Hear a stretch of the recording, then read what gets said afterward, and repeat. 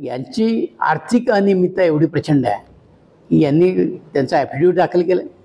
ॲफिडेविटमध्ये तुम्ही एकदा बघा की त्यांनी भैरवनाथ पतसंस्थेकडनं कर्ज घेतलं, त्यांनी राजगुरू सहकारी बँकेकडनं कर्ज घेतलं, काही पतसंस्थाकडनं कर्ज घेतलं, गाड्यांच्या करता कर्ज घेतलं आणि यांच्या ॲफिडेविटमध्ये त्यांनी लिहिलं की माझं उत्पन्न हे वार्षिक 3 लाख रुपये आहे आणि बायकोचं उत्पन्न 0 आहे.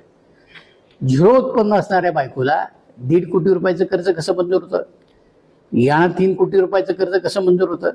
यांनी बँकांना दिलेली जी कागदपत्रं आहेत तीच मुळात फॉल्टी आहेत, ती ॲडजस्टमेंट करून दिलेली आहे आणि त्याच्याविरुद्ध आम्ही इलेक्शन पिटिशन दाखल केलं. ही सगळी आर्थिक अनियमितता बघून कोर्टानं इलेक्शन पिटिशन दाखल करून घेतलं. वास्तविक तुम्हाला माहिती आहे की इलेक्शन पिटिशन दाखल केल्यानंतर त्याच्यामध्ये जर तथ्य असेल आणि ते चालवण्यायोग्य असेल तरच ते ॲडमिट होतं, अन्यथा ॲडमिट होत नाही. ज्या अर्थी आमचं इलेक्शन पिटिशन ह्या कोर्टाने ॲडमिट करून घेतलं त्यावर कोर्टाच्या सुद्धा लक्षात आलं की आर्थिक तफावत प्रचंड मोठ्या प्रमाणात आहे. या सगळ्या बँकांना यांनी फसवलेले आहे.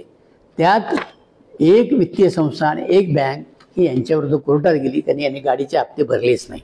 आजही तालुक्याचा आमदार कोर्टामध्ये जातोय, चक्रा मारतोय, ही वस्तुस्थिती आहे. हे या तालुक्याला चुकीच्या पद्धतीने नेण्याचं काम हे करतात.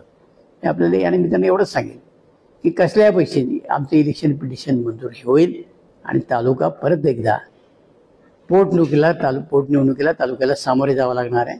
कारण शेवटी ह्या सगळ्या आर्थिक गोष्टीची पडताळणी हे इन्कम टॅक्स करतं, वेळ आली तर ईडी सुद्धा करतं. आपल्या सगळ्यांना कल्पना आहे त्याची. त्यामुळं आम्ही सरकारकडे मागणी आली, आम्ही कोर्टा थ्रू मागणी केली की यांच्या सगळ्या आर्थिक व्यवहाराची चौकशी कोर्टा थ्रू.